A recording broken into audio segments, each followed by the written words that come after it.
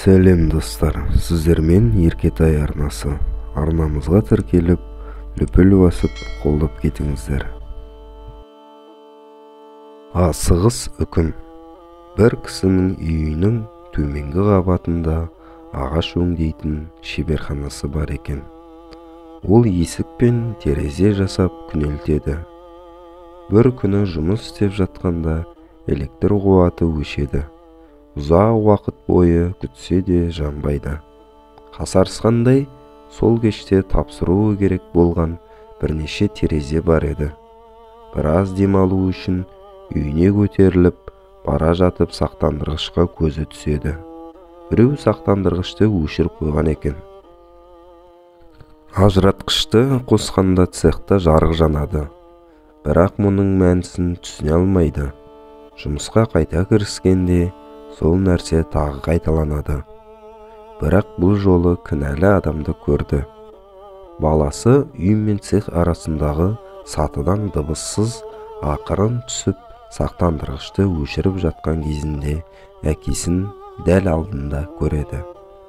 Әкесі 10 жасқа енді толған баланың мұндай опасыздығын кешіре алмайды. Соның кесірінен бір күні босқа кетті.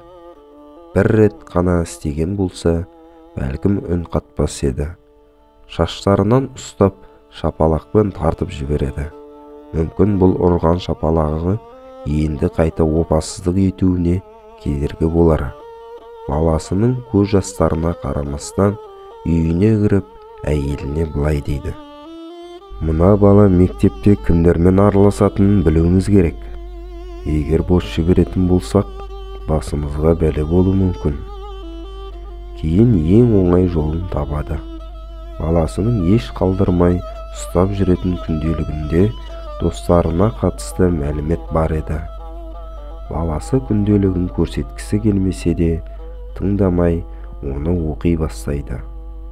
Баласының ең соңғы бетте былай жазғанын көреді: "Бүгін түнде жаман түс көрдім.